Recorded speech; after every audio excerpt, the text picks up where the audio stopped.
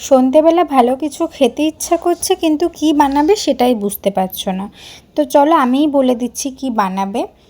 যদি ঘরেতে একটু সবজি কিংবা যদি একটু চিকেন থাকে তাহলে আজকের এই রেসিপিটা তোমার জন্য।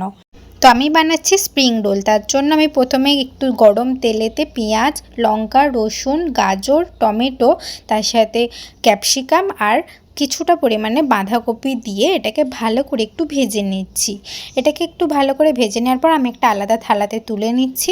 তারপর একটা প্যানেতে একটু তেল দিয়ে আমি অল্প একটু চিকেন ভেজে নিচ্ছি। এখানে চিকেনের সলিড পিস দিয়েছি আমি। তারপর আমি এখানে পরিমাণ মতো একটু নুন দিয়ে যখন এরকম একটু জল ছেড়ে আসবে তখন ওই ভাজা সবজিগুলো আমি এর মধ্যে দিয়ে দেবো। তারপর এটাকে একটু ভালো করে নাড়াচাড়া করে নিয়ে এর মধ্যে পরিমাণ মতো হলুদ, পরিমাণ মতো ধনে জিরে গুঁড়ো, অল্প একটু কাশ্মীরি লঙ্কার গুঁড়ো, গরম মশলা আর মিট মশলা দিয়ে আমি এটাকে একটু ভালো করে নাড়াচাড়া করে নেবো। তারপর আমি এখানে একটু পরিমাণ মতো ধনে পাতা দিচ্ছি স্বাদ নিয়ে আসার জন্য।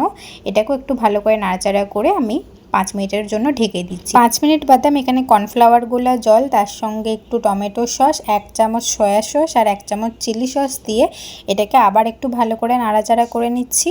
আর এটাকে একটু ভালো করে নাড়াচাড়া করে নিয়ে আস্তে আস্তে ভাজলেই ওটা রেডি হয়ে যাবে আমাদের পুরটা। তারপর আমি এখানে 1 হাতা ময়দা আর 2 চামচের মতো কর্নফ্লাওয়ার, তার সাথে পরিমাণ মতো নুন আর তেল দিয়ে এটাকে আমি একটু জল দিয়ে আস্তে আস্তে একটা ব্যাটার তৈরি করে নিচ্ছি।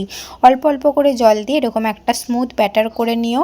তারপরে এটাকে একটা প্যানের মধ্যে যেখানে তেলটা ব্রাশ করা থাকবে সেখানে ব্যাটারটা দিয়ে পাতলা পাতলা এরকম শিট তৈরি করে নেব। এরপরে এই পাতলা শিটের মধ্যে আমি এখানে 1.5 চামচের মতো পুর দিয়ে এটাকে ভালোভাবে মুড়িয়ে নিচ্ছি। তোমরা মুড়িয়ে নেওয়ার স্টাইলটা দেখে নাও। এইভাবে মুড়িয়ে নিলে রোলটা খুলেও যাবে না আর ভালো রকম রোলটা তৈরি হবে দোকানের মতো পুরো।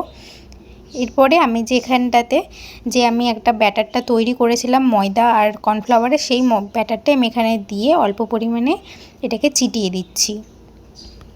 এইভাবে সবকটা তৈরি করে নেব।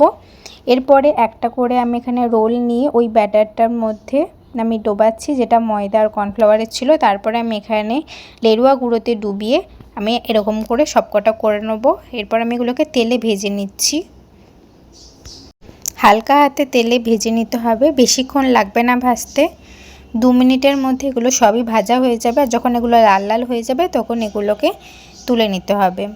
আমাদের কিন্তু স্প্রিং রোল কত ইজি তৈরি হয়ে গেল। তোমরা ঘরে একবার বানিয়ে দেখতে পারো। সন্ধেবেলায় যদি ঘরে কোনো বাচ্চা থাকে তারা কিন্তু এগুলো খেতে খুব পছন্দ করবে। তাই ঘরে একবার বানিয়ে জানিও কেমন লাগলো এই রেসিপিটা। আজকের মতো এতটুকুই, টাটা।